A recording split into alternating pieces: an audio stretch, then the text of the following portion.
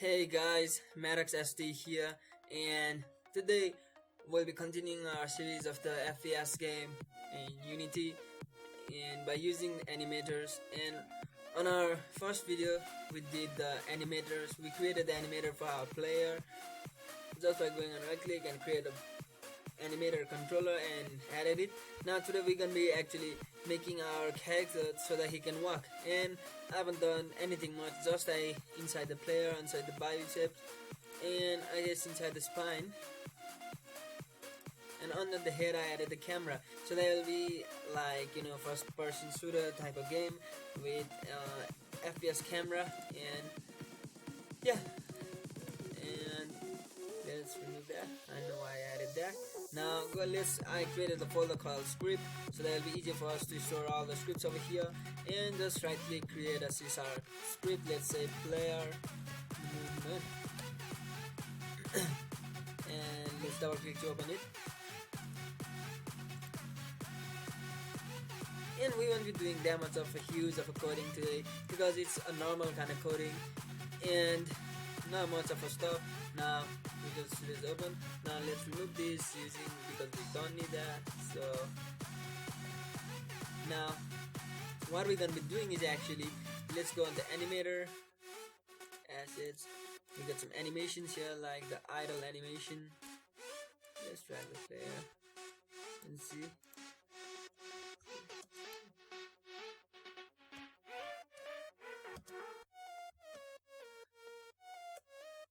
You see that now, and run animation. I just press shift space to go into the full screen mode. Yeah, and you can see it's a suit animation. Yep, nice. Now what we're gonna be doing is actually, I already told you about the entry, which is the animation state that just starts after the game is run, and any statement it can be anytime after the game is opened or run. And exit means the exit time. Now let's go into entry state. Just right click, create state from blend tree. What actually blend tree is, we'll be looking at it a little bit later. So over here you can see, okay, let's say just now so it'll be easier for everyone. So blend tree is like a tree, so from this one single state you can actually go on to other state. Like suppose, let's say if my movement is just 0, then I can go on to idle animation. If my movement is more than something, then I can go to run animation, so that I don't have to create some states like, okay, let's say state for idle and from here to here, and another run state, so that I can go from idle to run. Then again I must be able to go from run to idle, and from run I gotta go to a lot of stuff, so it'll be a little bit of not complex, but it'll be a little bit of kind of a lot of work. So blend tree gives us a lot of flexibility with that. Let's rename it with run idle. You can rename it anything, idle and run. Now on to this blend tree, idle and run. Done. We'll be adding motions. Adding motion means adding the animations. Now click on the plus. We're gonna be adding 2 of them. So over here on the first one I'll add the idle, and on the second one I'll be adding the run. Now we added both of these, so we can actually go from entry to both idle and run with just using only one layer, so it became so much easier for us. Now let's go into our scene, onto our player. Now let's start the coding. Now we're gonna be needing some of the variables, like we're gonna be needing some speed of the player. So to make that, let's make private float speed is equals to let me default it to 5F. Now over here I'm gonna do is SerializeField. What SerializeField is actually, if I had make this public, then you will be easily accessed from here, but now since it's private, so I don't want other stuff to be using this speed variable, so I made it private, and I made it SerializeField so that it will appear over here onto the player, so it becomes so much easy for us just by writing public. And now we have our animator on our player. We need a reference to that, and we also have our Rigidbody onto our player. We also need reference for that. What we're gonna be doing is public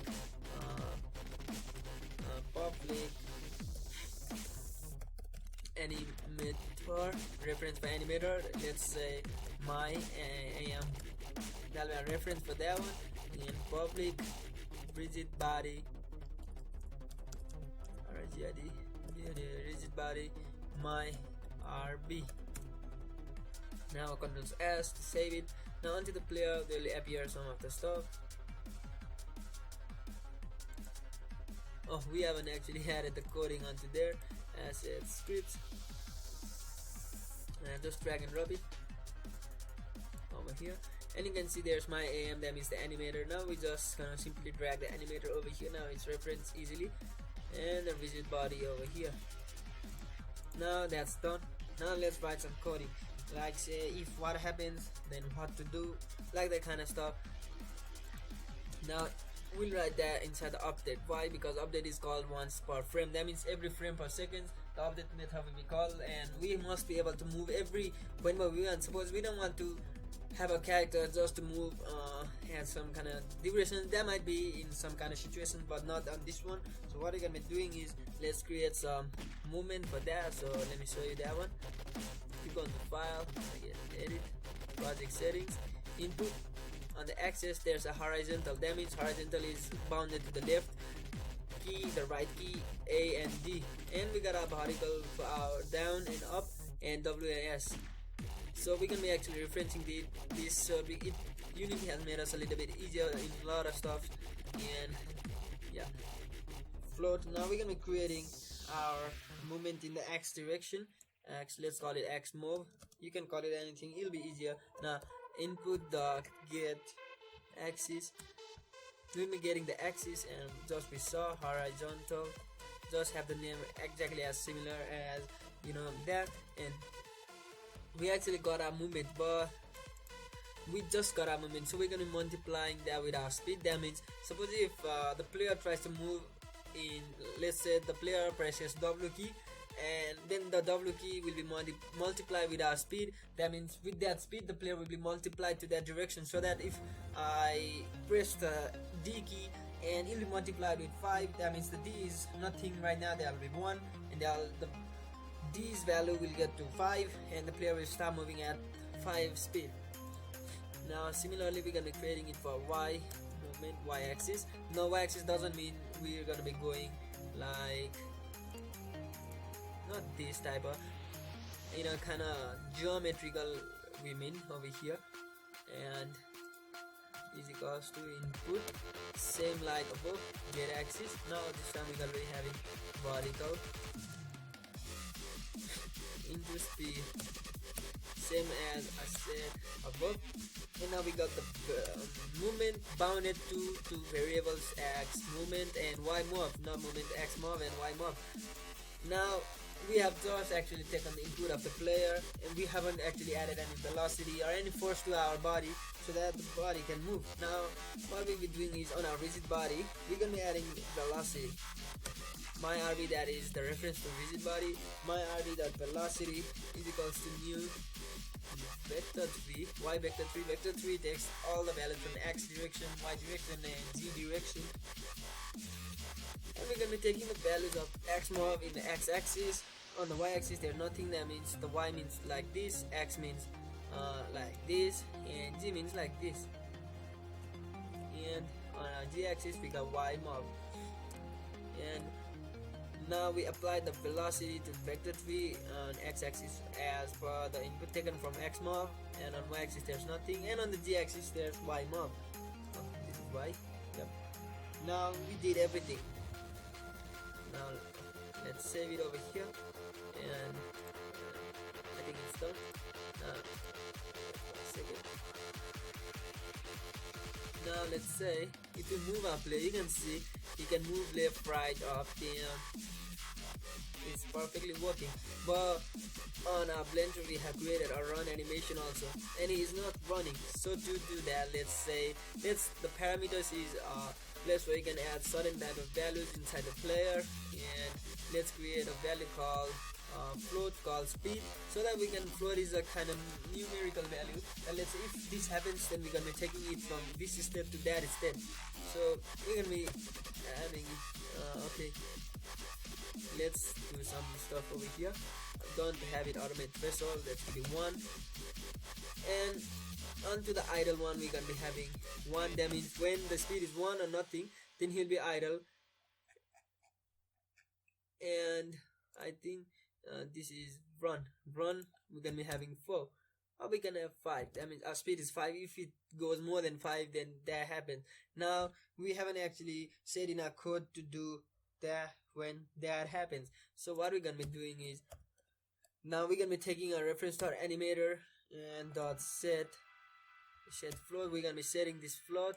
This is a float value we just created, and we're gonna be referencing that by saying the name of the value. We just created the value name SPEED, and it's small, and that is really crucial. Now we're gonna be taking the absolute value of that by using Mathf.Abs, and we're gonna be adding the movement xMov plus yMov.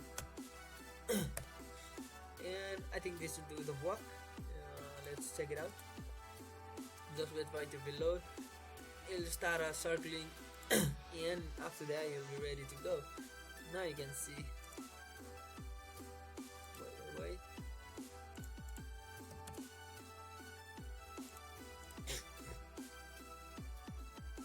Now onto our, let's go to our blend tree over here, and inside that I had forgot to add this EVOS on blend, and don't forget to add to the parameter that we're using. We're gonna be using speed parameter, and our threshold, if it goes more than 5, then you'll go on to our run animation, and if it's idle, it's a 1, then you'll be on to the idle animation. Now let's click and play. You can see now our player can move when we move. If you do it real slowly, then he can just slide. You can go left, right. There's no left right animation right now because we have no mouse rotations. And now you can see onto the game. Zip space. No, it doesn't work on that more.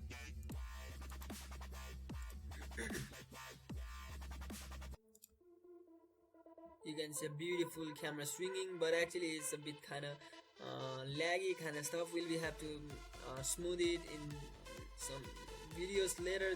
And yeah guys, thanks for watching. Don't forget to like and subscribe for more. And on our next video we'll be actually using our mouse like this to rotate around places, and I don't want to actually have a lot of coding in the same video, so that'll be easier for everyone to access. And yeah, don't forget to actually learn nicely, and yeah, peace out guys.